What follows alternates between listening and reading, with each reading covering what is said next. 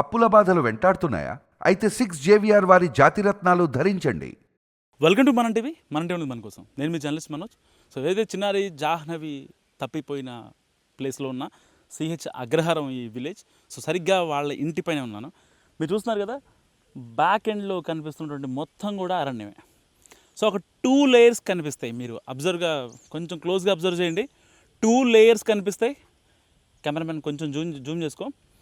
So ఆ 2 layers ఏదైతే ఉందో, ఒక లేయర్ ఏమో జీడి పిక్కల వాళ్ళు, అండ్ కింద ఏమో మొత్తం పామాయిల్ తోట, పైన కంప్లీట్గా మొత్తం అదంతా అటవీ ప్రాంతం.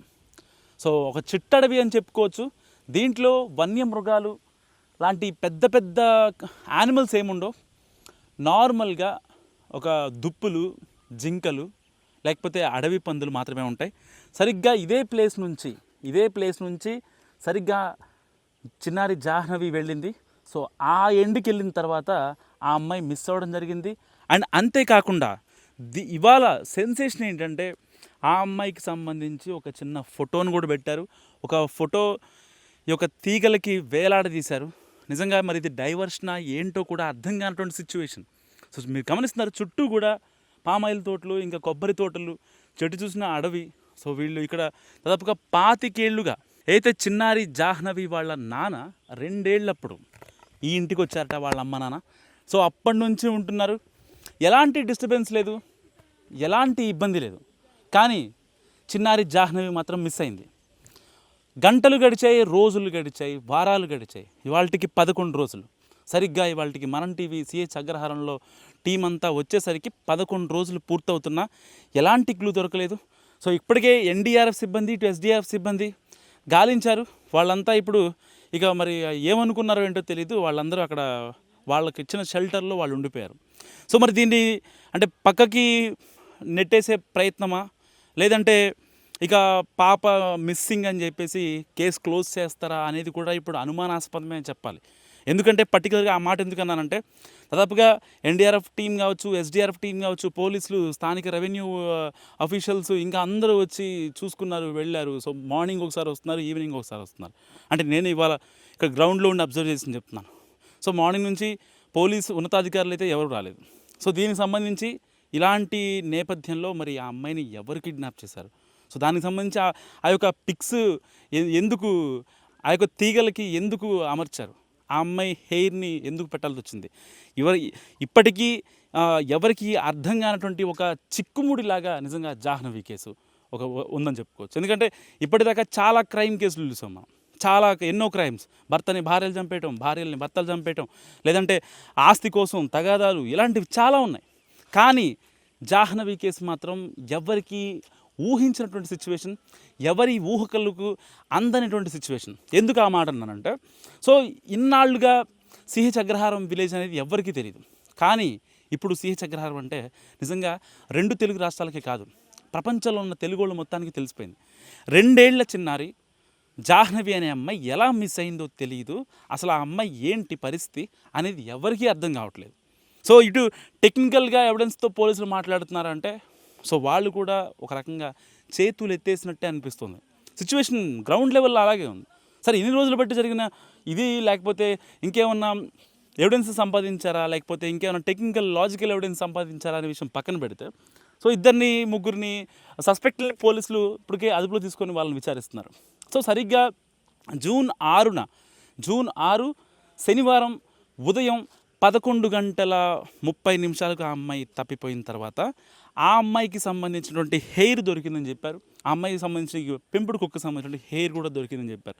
ఇప్పుడు అదే హెయిర్ అండ్ అదే పాప హెయిర్ అండ్ అదే పెంపుడు కుక్క హెయిర్ ఇప్పుడు ఏదైతే ఆ బ్లాక్ మ్యాజిక్ చేసినటువంటి ప్లేస్లో ఉన్నాయి. అక్కడ కింద పసుపు కుంకుమ కావచ్చు, అండ్ ఒక చిన్న బొమ్మ కావచ్చు, ఇవన్నీ కూడా దర్శనమిచ్చాయి. నిజంగా వాటిని చూసిన వాళ్ళ అమ్మ, వాళ్ళ నాన్న కన్నీరు మున్నీరు అవుతున్నారు. ఎవరు తీర్చాలి వాళ్ళ బాధ? సరిగ్గా ఇదే ప్లేస్లో ఆడుకుంటుంది ఆ పిల్ల. ఆడుకుంటున్నటువంటి పిల్ల కిడ్నాప్ అయిందా, లేకపోతే ఎటు వెళ్ళింది ఏంటో తెలియక సతమతం అవుతున్నారు వాళ్ళంతా. మళ్ళీ పైపెచ్చుగా వాళ్ళకి సంబంధించి ఇదే ప్లేస్. సో సరిగ్గా ఇక్కడ ఆ అమ్మాయి ఆడుకుంటూ ఉంటుంది. ఇదే ప్లేస్లో ఆ అమ్మాయి ఇంతకన్నా సరౌండింగ్స్ ఇంకేముండవు. సో మ్యాక్సిమం మహా అయితే ఒక 20 మీటర్స్ రేడియస్ అంతే. ఆ రేడియస్కి మించి వెళ్ళే సిచ్యువేషన్ లేదు. ఎందుకంటే ఒక 2 years కిడ్ ఒకవేళ అంత దూరం వెళ్ళాలనుకుంటే కేవలం కుక్క ఉందనే ఒకే ఒక రీజన్తో ఆ అమ్మాయి వెళ్ళిపోయే సిచ్యువేషన్ ఉండదు. కేవలం వాళ్ళ అమ్మ వాళ్ళ నాన్న ఎవరన్నా ఉంటే తప్ప వెళ్ళేటువంటి ఛాన్స్ లేదు. సో సరిగ్గా ఇదే అడవుల్లో ఆ అమ్మాయి ఉందా, లేదంటే కనుక ఆ అమ్మాయిని ఎవరన్నా కిడ్నాప్ చేశారా, కొన్ని లాజికల్ పాయింట్స్ కొన్ని పోలీసులు చెప్తున్నప్పటికీ అసలు కేసు ఎప్పుడు తేలుతుంది. నిజంగా ధనిక కుటుంబాలు ఇంకెవరో పెద్ద మనుషులు అయితే నిజంగా ఇలాగే చేసేవాళ్ళ. 10 రోజుల నుంచి ఒక సెర్చ్ ఆపరేషన్ జరుగుతుంది. నిజంగా చాలామంది గ్రామస్తులు, నేను ఈ దంతెవాడ గ్రామంలో మాట్లాడాను. సరిగ్గా దంతెవాడకి ఇక్కడ నుంచి ఒక 1.5 km ఉంటుంది. సో దీనికి ఆ హిల్కి అటు ఉత్తరాన ఉంటుంది అనమాట. సో అక్కడికి వెళ్ళినప్పుడు ఆ గ్రామస్తులతో మాట్లాడా. వాళ్ళు ఏం చెప్తారో తెలుసా, ఇది పక్కా కిడ్నాప్ అని చెప్తున్నారు. సో పక్కా కిడ్నాప్ అనేది నిజంగా గ్రామస్తులకే తెలిసినప్పుడు మరి పోలీసు యంత్రాంగం ఏం చేస్తుంది?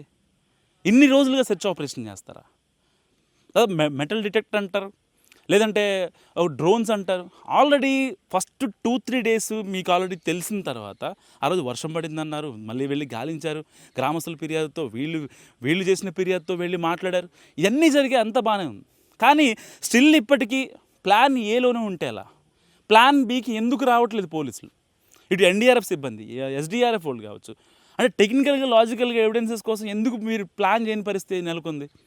అంటే పర్టికులర్గా ఇక్కడ గవర్నమెంట్ని అంటామో లేకపోతే యంత్రాంగాన్ని అంటాం కాదు, అధికార యంత్రాంగం పోలీస్ యంత్రాంగం కదలాల్సిన సిచ్యువేషన్ ఉంది.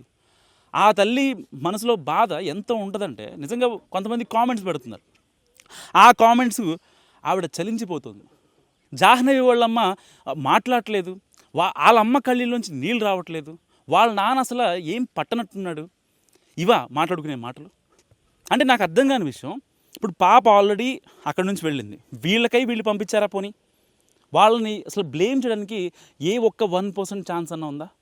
అసలు ఒక 2 years కిడ్ ఇదే ఏరియాలో, ఇప్పుడు వాళ్ళ ఇంటి దగ్గర ఉన్నాం కదా మనం, సో చూస్తున్నారు మీరు, ఇదే ప్రాంగణం, మహా అయితే ఇంతకు మించి వెళ్ళే ఛాన్స్ ఉండదు. ఎందుకంటే అవంతా కూడా మొక్కలు వచ్చేసి పిచ్చిగా ఉండి ఒక మనకే వెళ్ళడానికి అసలు, అంటే మనిషి అవతల పక్క వెళ్తే కనపడతామా లేదా, లేకపోతే పక్కన అడివి, లేకపోతే లోపలికి వెళ్తే వస్తామో లేదా సిచ్యువేషన్. ఇందాక నా ప్రీవియస్ మాక్ లైవ్ చేస్తున్నప్పుడు సరిగ్గా అక్కడ అయితే ఆ బొమ్మలు పెట్టారో, ఆ బ్లాక్ మ్యాజిక్ ఆ ఐడల్స్ పెట్టారో, అక్కడికి వెళ్తే నాకే భయం వేసింది. మరి చిన్నారి జాహ్నవికి భయం ఏదా? సో ఇలాంటి ఎన్నో ప్రశ్నలు ఇప్పుడు అంటే నాట్ ఓన్లీ వ్యూయర్స్, చాలామందిని కదిలిస్తున్నాయి. ఒక పక్కేమో అంటే వాళ్ళ మీద అసలు వాళ్ళకి న్యాయం చేయాల్సింది పోయి వాళ్ళ మీదే బ్లేమ్సా? ఇది అంటారు కదా, తెలుగులో ఒక సామెత ఉంటుంది, మూలిగే నక్క మీద తాటికే పడ్డట్టు అంటారు. వాళ్ళు కూతురు పోయి వచ్చిద్దా రాదా అనే బాధలో వాళ్ళు ఉంటే వాళ్ళ మీద ఇంకా రాళ్ళు వేయడానికి అసలు నిజంగా సిగ్గుండాలి కదా. ఇలాంటి వాళ్ళని ఆదరించండి, కుదిరితే వాళ్ళకి సహాయం చేయండి, అంతోకంతో మీకు తోచినంత సహాయం చేయండి. ఇప్పటికే చాలామంది వచ్చారు, కరాటే కళ్యాణి, ఇంకా కొంతమంది సోషల్ యాక్టివిస్టులు వచ్చారు, ఈవెన్ జర్నలిస్టులు కూడా వాళ్ళకి సహాయం చేస్తారు ఎంతో కొంత. సో కుదిరినంత వరకు సహాయం చేసే ఇదిలా ఉండాలి తప్ప ఏదో వాళ్ళ మీద బ్లేమ్స్ వేసేసి పిచ్చిగా మాట్లాడేసి మీకు నచ్చినట్టుగా. ఆవిడ 10 ఇంటర్వ్యూల్లో ఏడ్చిందండి, 11వ ఇంటర్వ్యూలో ఏడవలేదు. 11వ ఇంటర్వ్యూ చూసిన 1,00,000 మందిలో వీళ్ళు కనీసం 10,000 మంది కామెంట్లు పెట్టేస్తారు. టైపింగ్ బాక్స్ ఉంది, కామెంట్ పెట్టాలి, కథం అంతే. అంటే వాళ్ళు పడే బాధ, అంటే నేను పర్టికులర్గా ఇప్పటిదాకా నా మీడియా కెరియర్లో నేను ఒక 7 yearsగా ఎన్నో క్రైమ్ సీన్స్ చూశాను, చాలా క్రైమ్ సీన్స్ చూశాను. కానీ ఎక్కడ ఏ కేసులో ఒక తల్లి ఇంతలా బాధపడిన సిచ్యువేషన్ ఎక్కడ నేను చూడలేదు. నిజంగా ఎంత దారుణం అంటే అంత దారుణం. అసలు ఎవరిని నిందించాలి, ఎవరితో మాట్లాడాలి అర్థం కాని సిచ్యువేషన్. నిజంగా చిన్నారి జాహ్నవి వాళ్ళ అమ్మ నాన్న చాలా ఇన్నోసెంట్స్, వాళ్ళకేం తెలీదు, వాళ్ళకి చాలా చిన్న ఏజ్లో మ్యారేజ్ అయింది. వాళ్ళు పడే కష్టాలు వాళ్ళకి మాత్రమే తెలుస్తాయి, ఇంకెవరికి తెలియవు. అలాంటి వాళ్ళని పెట్టుకొని అలాంటి వాళ్ళని అంత దారుణంగా అంత నీచంగా మాట్లాడటం ఎంతవరకు కరెక్ట్? వాళ్ళ బాధ వాళ్ళు పడుతున్నారు. ఈవెన్ ఆ అమ్మాయి 2 సార్లు సర్జరీ అయింది. ఆ అమ్మాయికి 2 ఆడపిల్లలు పుట్టిన తర్వాత ఆ అమ్మాయికి 2 సార్లు సర్జరీ అయింది. ఆవిడ హెల్త్ కండిషన్ చాలా దారుణంగా ఉంది. అసలు ఆవిడ చూడటానికి ఒక స్కెల్టన్ లాగా ఉంది, శరీరం మీద ఒక కండ ముక్క లేదు. అలాంటి దారుణమైన స్థితిలో వాళ్ళు ఉంటే వాళ్ళ మీద శవాల మీద పేలాలు ఎరుకున్నట్టుగా ఏంటి ఆ పనులు? ఇంత దారుణంగా బిహేవ్ చేస్తారా? ఏం పాపం చేశారు వాళ్ళు? వాళ్ళు చేసిన పాపం ఏంటి?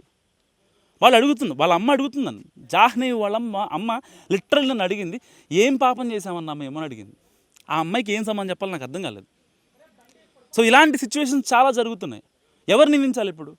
మా పాప మిస్ అయింది, మా పాపను చూపించండి అని చెప్పి అడుగుతుంటే వాళ్ళు ఇటు రియాక్ట్ అవ్వని యంత్రాంగాలు తప్ప, లేకపోతే ఏం జరిగిందో ఇప్పటికీ ట్రేస్ అవుట్ అవ్వనటువంటి సిచ్యువేషన్ ఎవరు క్రియేట్ చేశారు? కొన్ని డాట్స్ కనెక్ట్ చేయడం కూడా ఎందుకు చేసుకోలేకపోతున్నారు? సో ఇప్పటికే చాలామంది సోషల్ యాక్టివిస్టులు వాళ్ళకి సపోర్ట్గా నిలుస్తున్నారు. అండ్ ఈ వీడియో చూసినటువంటి ఎవరైనా సరే మీరు కొంచెం మీ యొక్క ఏదైతే ఎంతో కొంత అనుకుంటున్నారో వాళ్ళకి కుదిరినంత సహాయం చేసే ఒక ప్రయత్నం అయితే చేయండి. అండ్ పర్టికులర్గా ఈ కేసు సంబంధించి మరికొద్ది రోజుల్లో అండ్ మరికొద్ది గంటల్లో కూడా, ఎందుకంటే కుక్క పోస్ట్ మార్టం వచ్చిన తర్వాత కుక్క ఎలా చనిపోయింది ఏంటనే దానిపై కూడా ఒక కీలకమైన రిపోర్ట్ రావాల్సి ఉంది. సో అది వచ్చిన తర్వాత మరి కుక్కని అన్యూజువల్గా డెత్తా, లేకపోతే నార్మల్ డెత్తా, లేకపోతే చిన్నారి జాహ్నవి మీద బెంగతో చనిపోయిందా అనే విషయాలు కూడా ఇప్పుడు తెలిసే అవకాశం ఉంది. సో మీరేమనుకుంటున్నారో మస్తు కామెంట్ చేయండి. కెమెరామెన్ నాయుడుతో మనోజ్, మనం టీవీ, తుని.